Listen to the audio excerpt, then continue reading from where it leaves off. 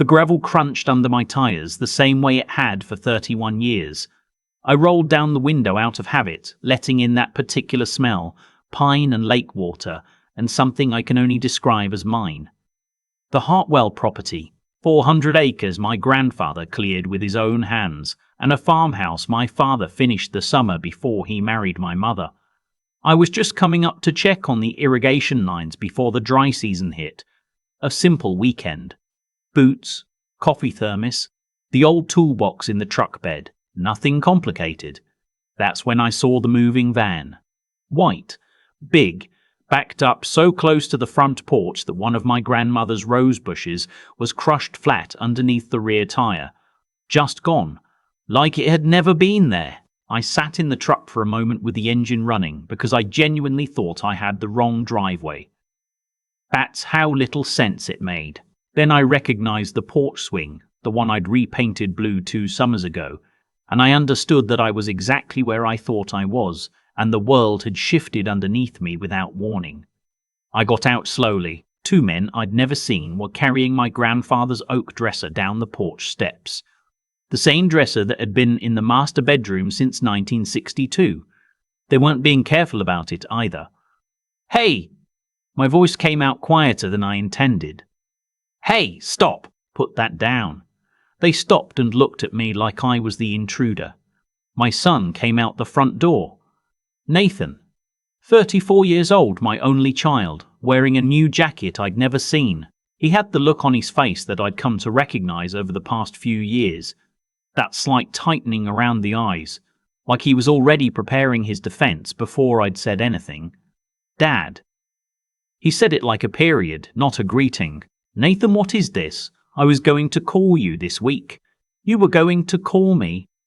I looked at the moving van. I looked at my grandfather's dresser sitting in the dirt. "What is happening right now?" He exhaled. "And this is the part I still replay sometimes, in the dark, when I can't sleep." He put his hands in his pockets and he said, "Diane's parents need a place. The farm makes sense. It's just sitting here most of the year anyway." Diane, his wife of 3 years. Her parents, whom I had met exactly 4 times. Nathan. I kept my voice very even. "This is my property. I know that, Dad. But you're in Phoenix. You don't use it. The land's not producing. It's just..." He made a gesture I didn't understand. "It's a waste." I want to tell you that I said something powerful in that moment. Something that made him understand immediately. But the honest truth is that I just stared at my son on the porch of my grandfather's farmhouse and felt something inside me go very, very quiet. The kind of quiet that isn't peace. The kind that comes when something breaks too cleanly to make a sound. I should tell you about the farm first, so you understand what we're really talking about.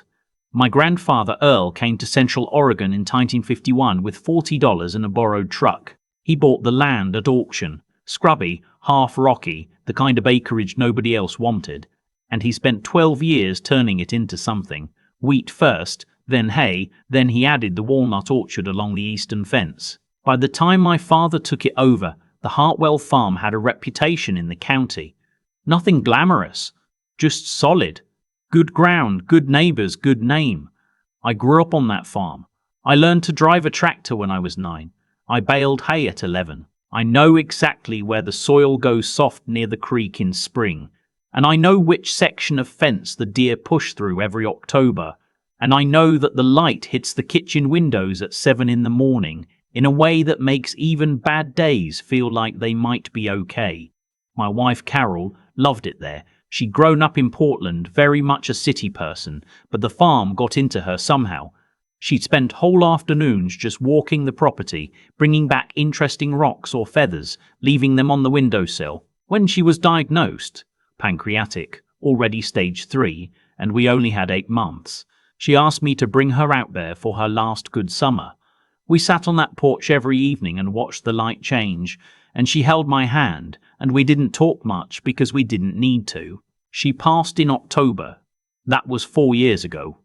I moved to Phoenix to be closer to Nathan and Diane after that. It seemed like the right thing. I rented a small house, kept busy, Tried not to become one of those fathers who turns grief into a burden on his children. The farm I kept exactly as it was, a weekend place, a place to go when I needed to remember. Nathan knew all of this. He had sat with his mother on that porch too.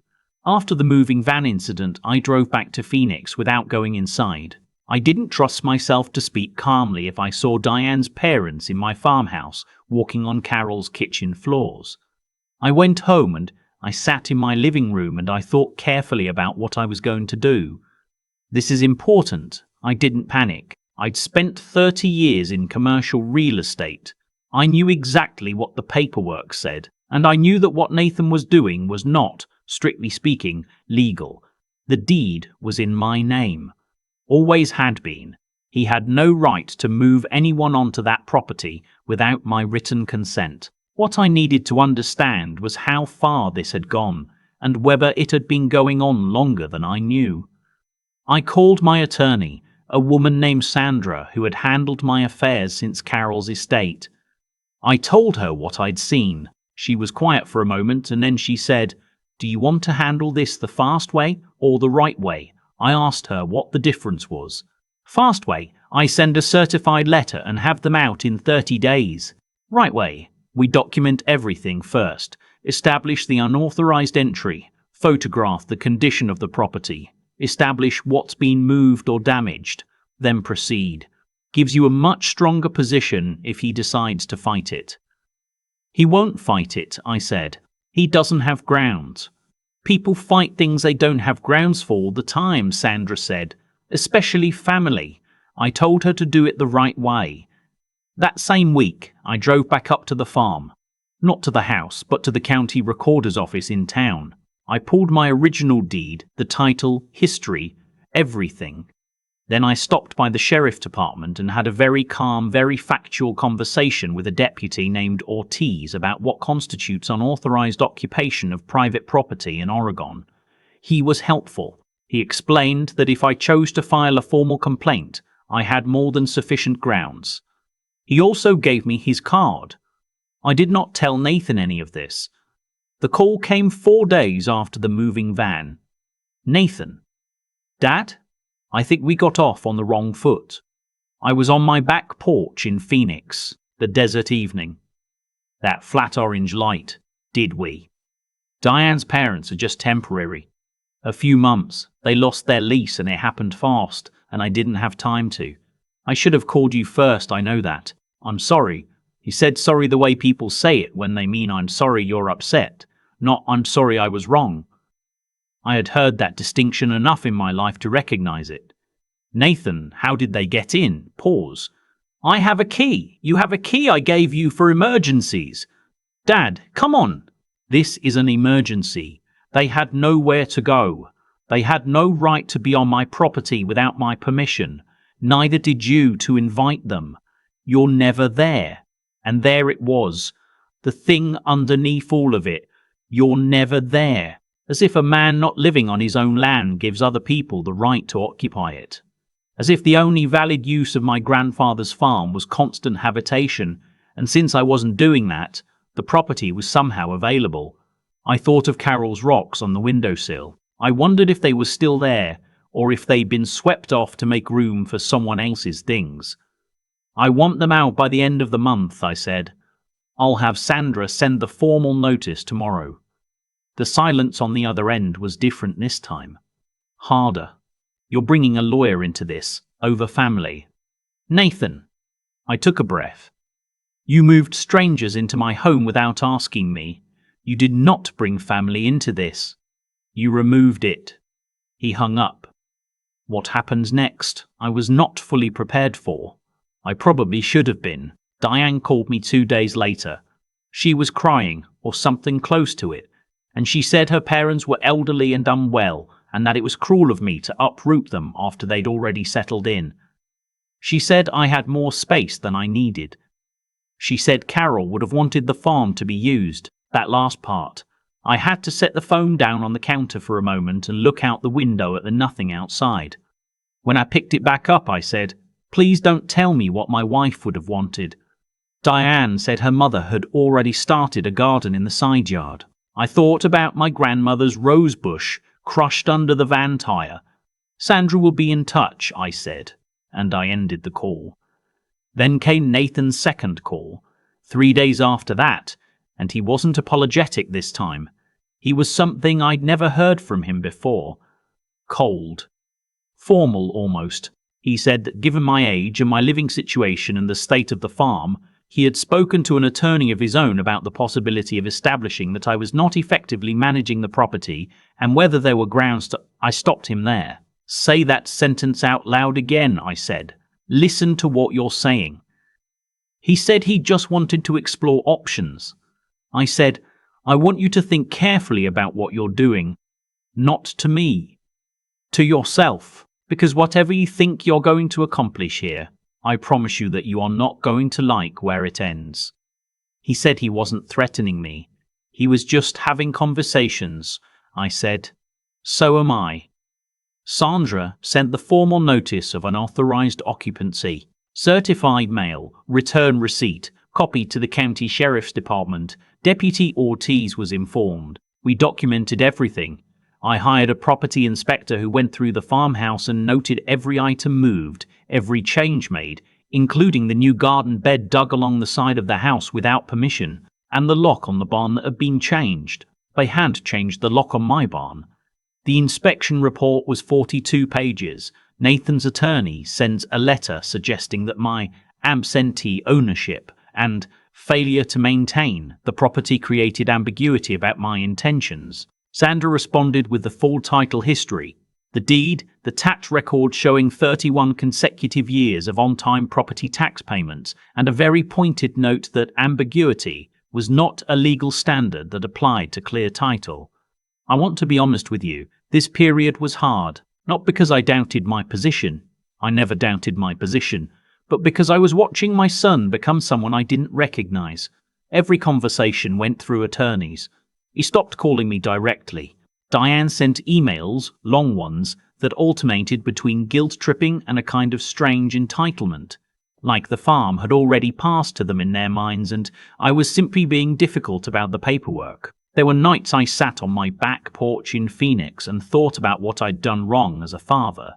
Whether I'd been too lenient, whether giving Nathan everything he needed had given him the idea that everything he wanted would follow just as easily. His mother and I had paid for his college, helped with the down payment on his house, floated him through 2 stretches of unemployment. And I don't say that as a ledger entry. I say it because I wonder now if generosity, done wrong, teaches a child not gratitude, but expectation. Carol would have had a clearer read on this than me. She always did. The occupancy period ended. Diane's parents did not leave by the deadline. I drove up to the farm with Deputy Ortiz and Sandra's associate, a young man named Eric who seemed embarrassed to be there, which I appreciated. We served the formal eviction notice in person. Diane's father, a man named Roy, heavy-set, wearing a flannel shirt, answered the door and looked at me with an expression I can only describe as inconvenienced. He said, "We were told this was worked out." I said, "By whom?" He said, "Nathan." I said, "Nathan does not own this property." Roy looked past me at Deputy Ortiz and something shifted in his face. He went back inside and had a conversation I could hear but not make out. Then Diane's mother came to the door. She was smaller than I expected, and she looked genuinely frightened, and in spite of everything I felt a pulse of sympathy for her because she was not the one who had put her in this position. Her son-in-law had. Nathan had moved these people into my home and told them it was handled. "I'm sorry for this situation," I said to her, and I meant it. "You have 30 days from today. That's the law, and that's what I'm asking for. I won't make it any harder than it has to be." She nodded. She didn't say anything. They were out in 22 days. Nathan called me the evening after the eviction was filed. I let it go to voicemail. He called again the next morning, and I let that go too. He texted, "Can we please talk, Dad?" I waited 4 days. Then I drove to his house and knocked on the door. He looked tired. Diane was there, in the kitchen, and she found somewhere else to be when she saw my face. I sat down at Nathan's kitchen table. The same table I'd helped him move in 3 years ago, hauled up a narrow staircase, my back complaining the whole way, and I looked at my son, and I tried to find the boy I'd raised. He was in there somewhere. The kid who used to come out to the farm and follow me around the orchard asking questions about everything. The one who made his mother laugh until she couldn't breathe. I need to understand something, I said. Not as a grievance. I genuinely need to understand. Did you think I wouldn't find out? Or did you think I would find out and not do anything? He was quiet for a long time. Then, he said, I thought you'd come around. Come around, I said. Dad, you live alone in Phoenix. You're 67 years old. You go up to that farm 3 or 4 times a year, and you sit on the porch and you're sad. What is that life? Diane's parents needed help. It seemed like it made sense. It seemed like it made sense, I said slowly, to give away my grandfather's land. Not give away, just, Nathan, you changed the lock on my barn. He had no answer for that. You moved people into my home without a conversation, without a phone call, without 10 seconds of consideration for what that property means or what I might want. And when I found out, you threatened to challenge my capacity to manage my own estate. I kept my voice level. I was proud of that. I'm not angry at you. I want you to hear that. I'm not angry. I paused because I wanted to get the word right. I'm finished. Nathan looked up. I'm not cutting you off. I'm not disowning you. You're my son, and that doesn't change. But I want you to understand something that is now going to be true. I am done being the person you assume will handle things. I am done being the property that sits there available when you need it. I'm 67, not dead. And what I do with my life and my land is no longer something I am going to explain or justify to you or to Diane or to anyone else. He said, Dad, I'm not finished. I folded my hands on the table. I've made some decisions about the farm that I want to tell you about directly, so you don't find out some other way. About 6 weeks before all of this, before I'd driven up to find the moving van, before any of it, I had already been in conversations with the County Land Trust. This was not a reaction to Nathan. I want to be clear about that. It had been something I'd been thinking about since Carol passed, maybe longer. What do you do with 400 acres when you're 67 and your body is starting to make certain negotiable? The walnut orchard was being managed by a neighbour on a lease. The wheat fields were rented out. The land was cared for, but it needed a future, and I had been quietly working on what that future looked like. The Hartwell Agricultural Conservation Easement. I'd been working on it with the Land Trust for almost a year. The terms were straightforward. The property would remain in family ownership, but a permanent conservation easement would be placed on the land, restricting development, protecting the agricultural character, and in the event of my death, transferring stewardship to the Land Trust with a life use provision for any direct family member who chose to actively farm it. What that meant, in plain terms, the farm could not be sold to developers, could not be converted, could not be handed to in-laws. It would stay what it was while my grandfather had made it, for as long as the trust existed. I signed the final paperwork 11 days after the eviction. I told Nathan all of this at his kitchen table. He listened without speaking. When I finished, he said, "So I can never do anything with it?" I said, "You can farm it, same as always." "That's not."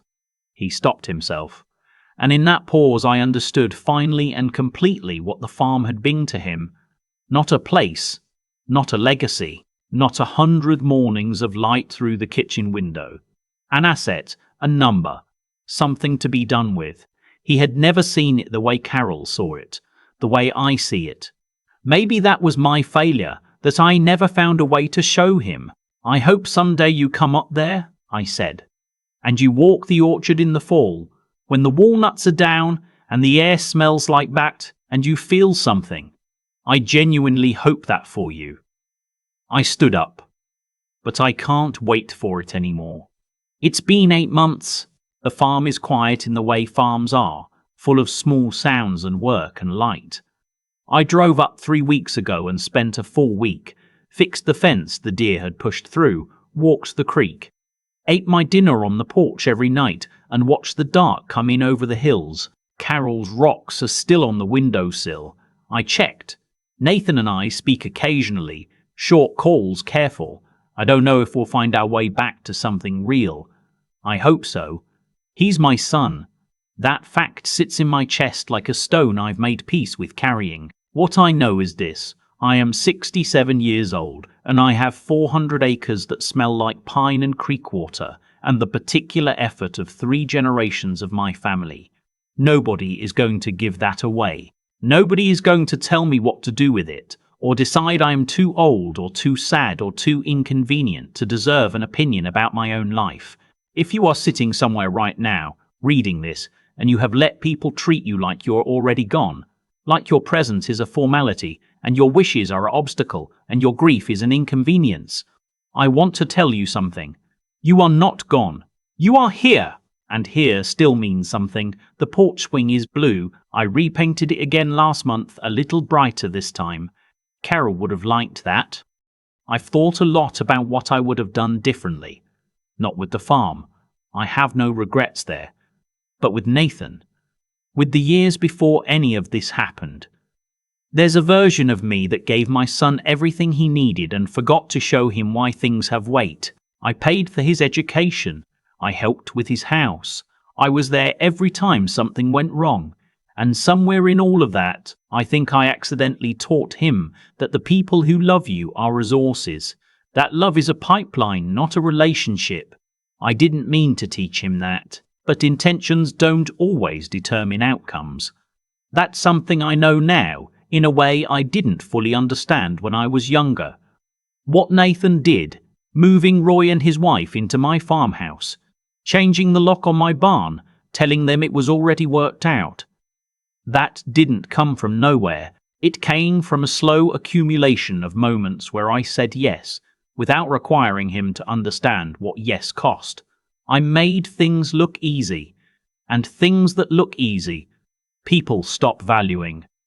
That's the part that keeps me up sometimes, not the anger. The recognition, but here's what I also know. I did not let it continue.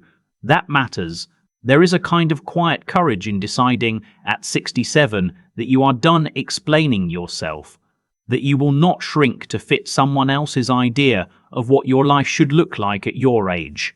I chose the right way over the fast way, as Sandra put it. I documented, I verified, I moved carefully and legally and without drama. Not because I was afraid of my son, but because I respected myself enough to do this correctly. The conservation easement wasn't revenge. I want to be clear about that. It was the thing I should have done years earlier, the thing Carol and I had talked about on that porch in her last summer. Protecting what 3 generations of my family built. Making sure it could not be converted into a transaction. That decision came from love, not from anger, even if the timing made it look otherwise. Nathan is still my son. I said that to him and I meant it. But love does not mean unlimited access. Love does not mean handing someone the keys to everything you've ever been. There is a version of a father's love that says, I will give you what you need to build your own life, and what I have built remains mine to steward. That is not coldness. That is actually respect for him and for myself and for the people who came before me who worked so that there would be something worth protecting. The farm is still there. The walnut orchard, the wheat fields, the kitchen window that catches the morning light just right. Carol's rocks on the sill. The porch swing, a little brighter blue now. I earned that. My grandfather earned it before me. And the weight of that, the real weight of something built across generations, is not a burden. It is the whole point. If you have ever let someone treat your history like an inconvenience, your presence like an afterthought, your grief like an obstacle, I hope you find the clarity that I found. Not the anger, the clarity. The simple, solid knowledge that you are still here, that here still means something, and that what you have built does not belong to anyone else's plans. Stand on your own ground. Literally, if you have to.